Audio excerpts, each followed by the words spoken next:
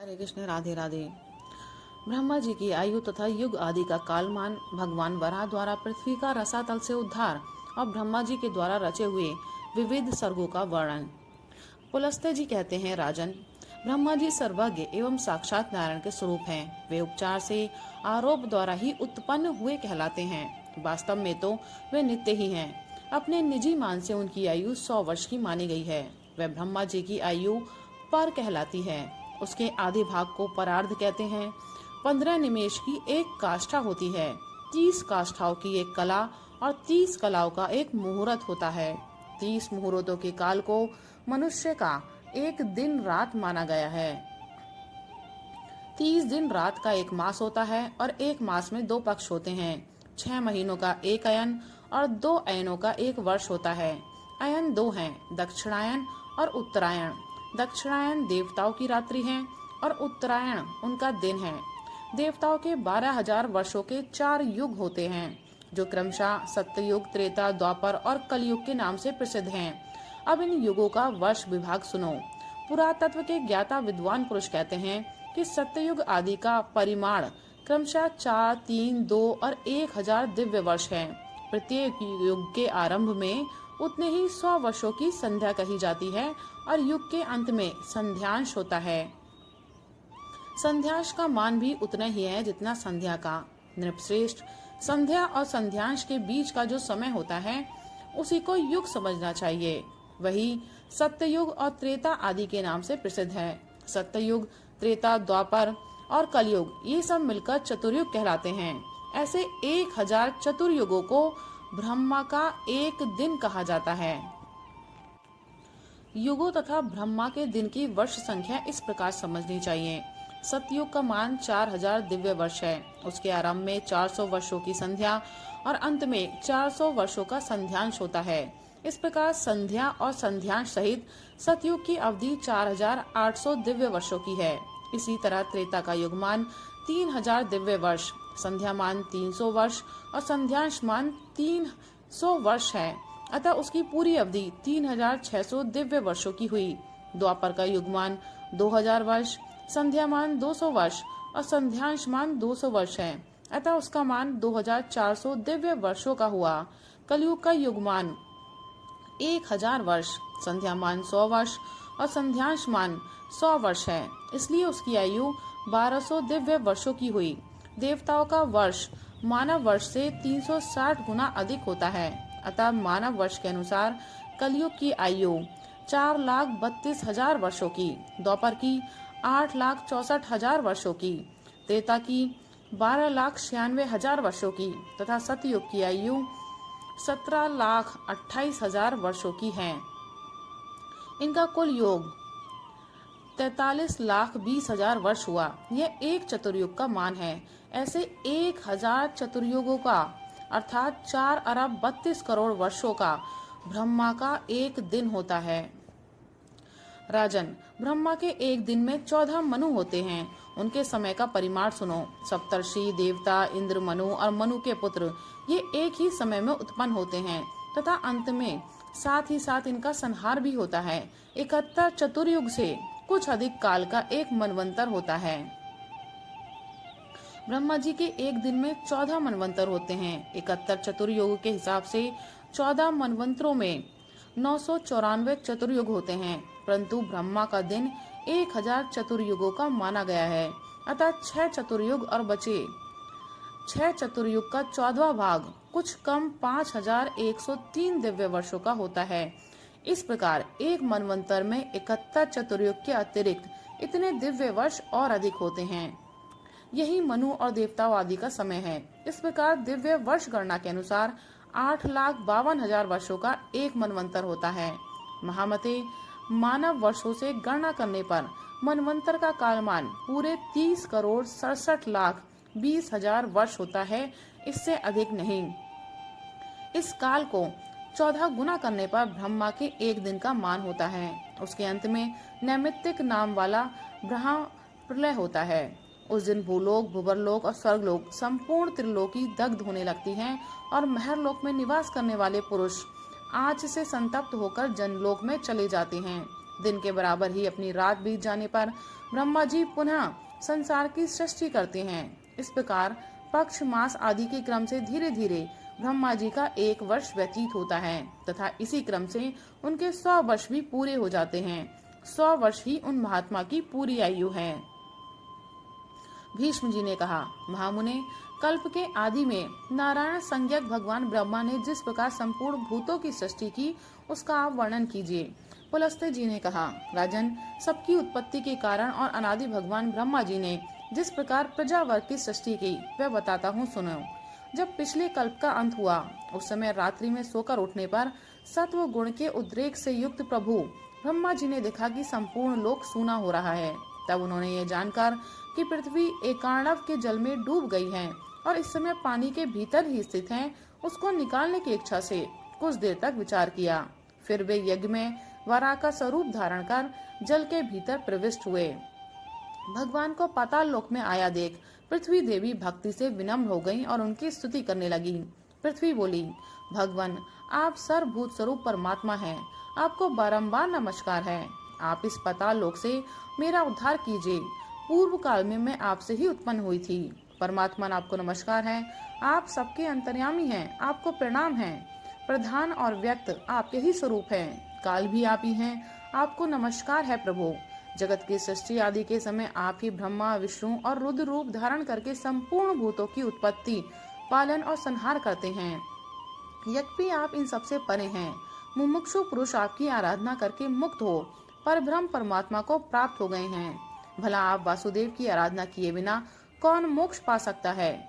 जो मन से ग्रहण करने योग्य, नेत्र आदि इंद्रियों द्वारा अनुभव करने योग्य तथा बुद्धि के द्वारा विचारणीय है, वह सब आप ही का रूप है। नाथ, आप ही मेरे उपादान हैं, आप ही आधार हैं, आपने ही मेरी सृष्टि की है तथा मैं आप ही की शरण में हूँ। इसलिए इस जगत के लोग मुझे माधवी कहते हैं।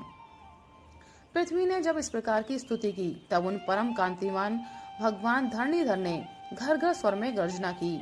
सामवेद ही उनकी उस ध्वनि के रूप में प्रकट हुआ। उनके नेत्र खिले हुए कमल के समान शोभा पा रहे थे तथा शरीर कमल के पत्ते के समान श्याम रंग का था। उन महावराह रूपधारी भगवान ने पृथ्वी को अपनी दाढ़ों पर उठा लिया और रसातल से वे ऊपर की ओर उठे।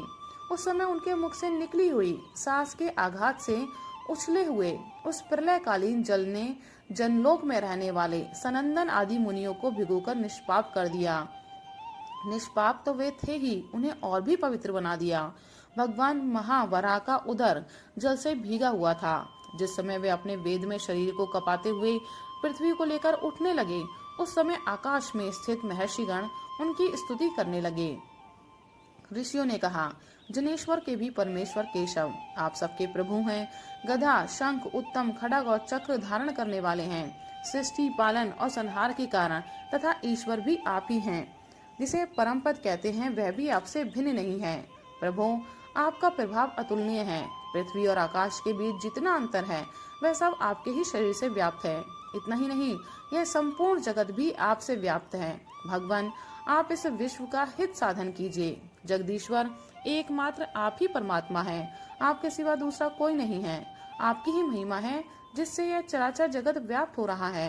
यह सारा जगत ज्ञान स्वरूप है, तो भी अज्ञानी मनुष्य इसे पदार्थ रूप देखते हैं, इसलिए उन्हें संसार समुद्र में भटकना पड़ता है।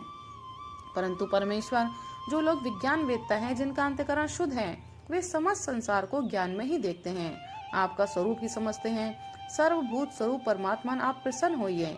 आपका स्वरूप अप्रमेय है। प्रभु भगवान, आप सबके उद्धार के लिए इस पृथ्वी का उद्धार एवं संपूर्ण जगत का कल्याण कीजिए। राजन, सनकादि मुनि जब इस प्रकार स्तुति कर रहे थे, उस समय पृथ्वी को धारण करने वाले परमात्मा महावराह शीघ्र ही इस वसुंधरा को ऊपर उठा लाए और उसे महासागर के जल पर स्थापित किया। उस जलराशि के ऊपर यह पृथ्वी एक बहुत बड़ी नौका की भांति स्थित हुई। तत्पश्चात भगवान ने पृथ्वी के कई विभाग करके 7 द्वीपों का निर्माण किया तथा भूलोक, भूवरलोक, स्वर्गलोक और महरलोक, इन चारों लोकों की पूर्ववत कल्पना की। तदनंतर ब्रह्मा जी ने भगवान से कहा, प्रभु, मैंने इस समय जिन प्रधान प्रधान असुरों को वरदान दिया है, उनको देवताओं की भलाई के लिए आप मार डालें। मैं जो सृष्टि रचूंगा, उसका आप पालन करें। उनका ऐसे कहने पर भगवान विष्णु तथास्तु कहकर चले गए और ब्रह्मा जी ने देवता आदि प्राणियों की सृष्टि आरंभ की। महतत्व की उत्पत्ति को ही ब्रह्मा की प्रथम सृष्टि समझना चाहिए। तन्मात्राओं का आविर्भाव दूसरी सृष्टि है। इसे भूत सर्ग भी कहते हैं। वैकारिक अर्थात सात्विक अहंकार से जो इंद्रियों की उत्पत्ति हुई है वह तीसरी सृष्टि है। उसी का दूसरा नाम इंद्रिय सर्ग है। इस प्रकार यह प्राकृत सर्ग है जो अबुद्धि पूर्वक उत्पन्न हुआ है।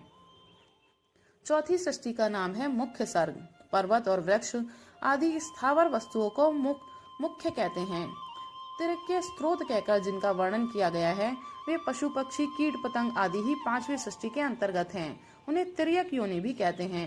तत्पश्चात ऊर्ध्वरेता देवताओं का सर्ग है, वही छठी सृष्टि है और उसी को देव सर्ग भी कहते हैं। तदनंतर सातवीं सृष्टि अवराग के स्त्रोताओं की है, वही मानव सर्ग कहलाता है। आठवां अनुग्रह सर्ग है, वह सात्विक भी है और तामस भी। इन 8 सर्गों में से अंतिम 5 वैकृत सर्ग माने गए हैं तथा आरंभ के 3 सर्ग प्राकृत बताए गए हैं। नवा कौमार सर्ग है, वह प्राकृत भी है वैकृत भी है। इस प्रकार जगत की रचना में प्रवृत्त हुए जगदीश्वर प्रजापति के ये प्राकृत और वैकृत नामक 9 सर्ग तुम्हें बतलाए गए जो जगत के मूल कारण हैं। अब तुम और क्या सुनना चाहते हो? भीष्म जी ने कहा, गुरुदेव आपने देवताओं आदि की सृष्टि थोड़े में ही बताई। मुनि श्रेष्ठ, अब मैं उसे आपके मुख से विस्तार के साथ सुनना चाहता हूँ।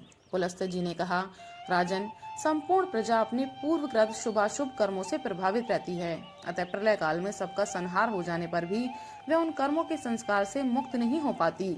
जब ब्रह्मा जी सृष्टि कार्य में प्रवृत्त हुए उस समय उनसे देवताओं से लेकर स्थावर पर्यंत 4 प्रकार की प्रजा उत्पन्न हुई।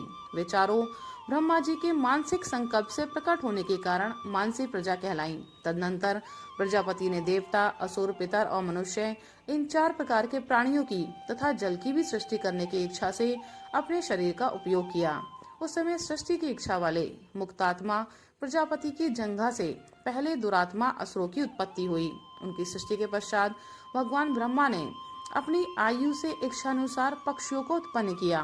फिर अपनी भुजाओं से भेड़ों और मुख से बकरों की रचना की। इस प्रकार अपने पेट से गायों और भैंसों को तथा पैरों से घोड़े, हाथी, गधों, नीलगाय, हरिण, ऊंट, खच्चर तथा दूसरे पशुओं की सृष्टि की।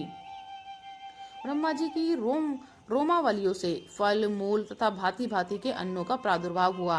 गायत्री छंद, ऋग्वेद, त्रिव्रत, स्तोम, रथंतर तथा अग्नियोष्टम यज्ञ को प्रजापति ने अपने पूर्ववर्ती मुख से प्रकट किया। यजुर्वेद, त्रिष्टुप छंद, पंचदश स्तोम, बृहत्साम और उक्त की दक्षिण वाले मुख से रचना की। सामवेद, जगती छंद, सप्तदश स्तोम व रूप और आतिरात्र भाग की सृष्टि पश्चिम मुख से की तथा 21 स्तोम, अथर्ववेद, आपृत्योम, अनुष्टुप छंद और वैराज को उत्तरवर्ती मुख से उत्पन्न किया। छोटे बड़े जितने भी प्राणी हैं सब प्रजापति के विभिन्न अंगों से उत्पन्न हुए। कल्प के आदि में प्रजापति ब्रह्मा ने देवताओं, असुरों, पितरों और मनुष्यों की सृष्टि करके फिर यक्ष, पिशाच, गंधर्व, अप्सरा, सिद्ध, गन्नर, राक्षस, सिंह, पक्षी, मृग और सर्पों को उत्पन्न किया। नित्य और अनित्य जितना भी ये चराचर जगत है सबको आदि कर्ता भगवान ब्रह्मा ने उत्पन्न किया। उन उत्पन्न हुए प्राणियों में से जिन्होंने पूर्व काल में जैसे कर्म किए थे वे पुनः बारंबार जन्म लेकर वैसे ही कर्मों में प्रवृत्त होते हैं। इस प्रकार भगवान विधाता ने ही इंद्रियों के विषयों, भूतों और शरीरों में विभिन्नता एवं पृथक पृथक व्यवहार उत्पन्न किया। उन्हीं ने कल्प के आरंभ में वेद के अनुसार देवता आदि प्राणियों के नाम, रूप और कर्तव्य का विस्तार किया। ऋषियों तथा अन्य प्राणियों के भी वेद अनुकूल नाम और उनके यथायोग कर्मों को भी ब्रह्मा जी ने ही निश्चित किया। जिस प्रकार भिन्न भिन्न ऋतुओं के बारंबार आने पर उनके विभिन्न प्रकार के चिन्ह पहले के समान ही प्रकट होते हैं, उसी प्रकार सृष्टि के आरंभ में सारे पदार्थ पूर्व कल्प के अनुसार ही दृष्टिगोचर होते हैं। सृष्टि के लिए इच्छुक तथा सृष्टि की शक्ति से युक्त ब्रह्मा जी कल्प के आदि में बारंबार ऐसी ही सृष्टि किया करते हैं। राधे राधे, हरे कृष्ण।